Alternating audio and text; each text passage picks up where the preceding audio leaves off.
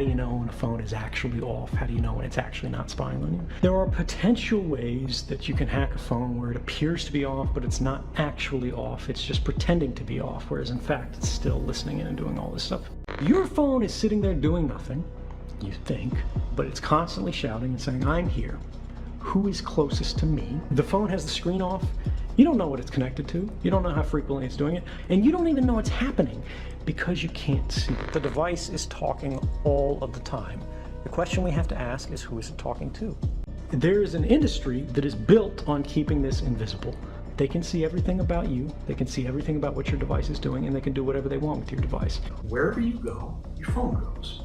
It knows what you bought. It knows who you talk to. It knows what you're interested in. It's seen every photograph that you've had. The phone is really an extension of the self. It's a part of you. So my trust in technology is limited. You can't awaken someone who's pretending to be asleep. You got a smartphone, right? You might be listening to this. You got a phone somewhere in the room. The phone is turned off, or at least the screen is turned off. It's sitting there. And if somebody sends you a message, the screen blinks to life. How does that happen? How is it that if someone from any corner of the earth dials a number, your phone rings and nobody else's rings? Every smartphone is constantly connected to the nearest cellular tower. Every phone, even when the screen is off, you think it's doing nothing. You can't see it because radio frequency emissions are invisible, but it's constantly shouting and saying, I'm here. Who is closest to me? It's a cell phone tower. And every cell phone tower with its big ears is listening, and it compares notes with the other network towers, and your smartphone compares notes with them to go, who do I hear the loudest? Looking for something on Google? You can search the web with real and organic search results and do it without anyone tracking your activity or data. We ourselves use Atlas VPN to protect our data online. Atlas VPN is more than just any other VPN. It blocks all malicious links, ads and trackers and notifies you when someone is trying to spy on or steal your data. If you want to grab Atlas VPN, they have a great deal going on right now for just $1.83 a month and 3 months extra for free. We've provided a link in the description you can use to grab this deal. Try it out with a 30-day money-back guarantee. Not only does it protect your data, it also keeps your searches completely private. Also, protect unlimited devices at once. No limits are set. One subscription only for the best price. That's why we use Atlas. Oh, did we forget to mention it saves you a lot of money booking online? It's that easy. Grab Atlas VPN using the link in the description and secure your data today. And based on your phone handset and your phone number, they can get your identity. But what this means is that whenever you're carrying a phone, whenever the phone is turned on, there's a record of your presence at that place that is being made and created by companies.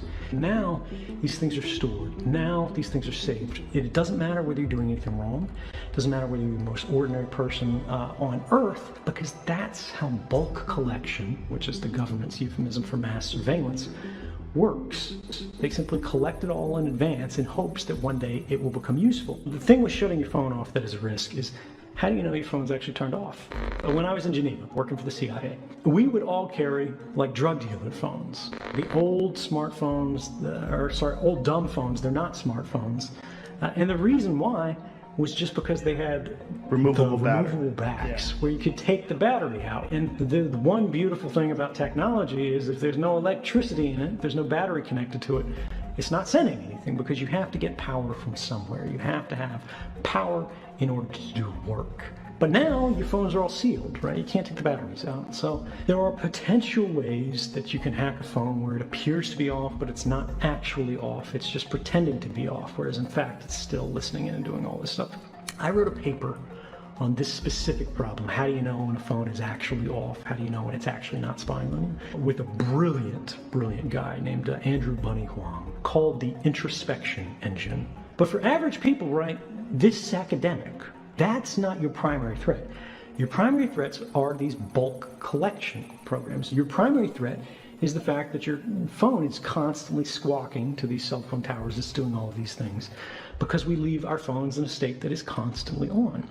You're constantly connected. But the whole idea is we need to identify the problem. And the central problem with smartphone use today is you have no idea what the hell it's doing at any given time. Like, the phone has the screen off, You don't know what it's connected to. You don't know how frequently it's doing it. And you don't even know it's happening because you can't see it, right? And this is the problem with the data collection use today, is there is an industry that is built on keeping this invisible. They can see everything about you. They can see everything about what your device is doing, and they can do whatever they want with your device.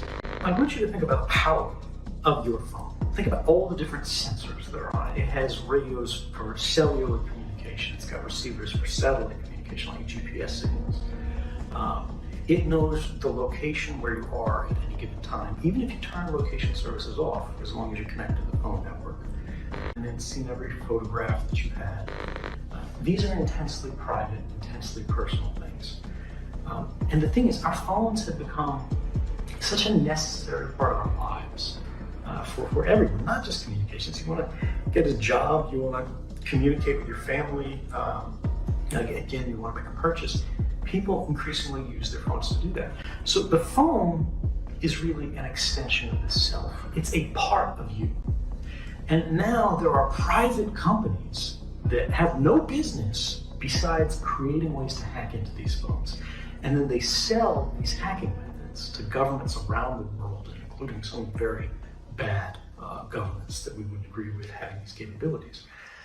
What about enabling your microphone camera? If you can do it, they can do it.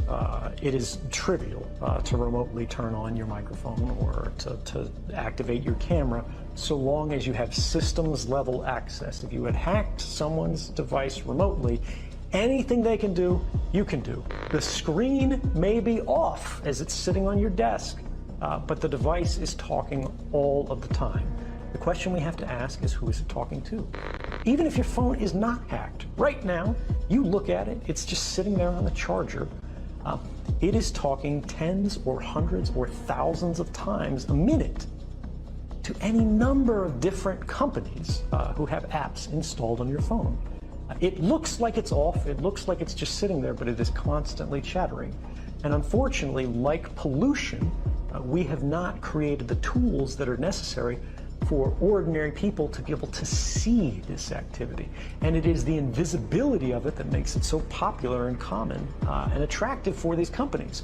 Because if you do not realize they're collecting this data from you, this very private and personal data, there's no way you're going to object to it. Once your phone is hacked, what is in their hands is not simply your device, it is your future. But we see how these same technologies are being applied to create what they call the social credit system. If any of your activities online, if your purchases, if your associations, if your friends are in any way different from what the government or the powers that be of the moment would like them to be, you're no longer able to purchase train tickets. You're no longer able to board an airplane. You may not be able to get a passport. You may not be eligible for a job. You might not be able to work for the government. All of these things are increasingly being created and programmed and decided by algorithms. And those algorithms are fueled by precisely the innocent data that our devices are creating all of the time, constantly, invisibly, quietly, right now. Our devices are casting all of these records that we do not see being created, that in aggregate seem very innocent. You were at Starbucks at this time. You went to the hospital afterwards. You spent a long time at the hospital. After you left the hospital, you made a phone call. You made a phone call to your mother. You talked to her until the middle of the night. The hospital was an oncology clinic. Even if you can't see the content of these communications, the activity records, what the government calls metadata, which they argue they do not need a warrant to collect, tells the whole story. And these activity records are being created and shared and collected and intercepted constantly by companies and governments. And ultimately it means as they sell these, as they trade these, as they make their businesses on the backs of these records, what they are selling is not information. What they are selling is us. They're selling our future. They're selling our past. They are selling our history, our identity, and ultimately, they are stealing our power. What changed with technology is that surveillance could now become indiscriminate. It could become dragnet. It could become bulk collection. The government did it. They used classification. Companies did it. They intentionally didn't talk about it. They denied these things were going. They said, you agreed to this. You clicked a button that said, I agree, because you were trying to open an account so you could talk to your friends. You were trying to get driving directions. You were trying to get an email account. You weren't trying to agree to some 600-page legal form that even if you read, you wouldn't understand. And it doesn't matter even if you did understand, because one of the very first paragraphs in it said, this agreement can be changed at any time unilaterally without your consent by the company. And so long as they do that, companies are going to be extraordinarily powerful. Thank Atlas VPN for sponsoring this video.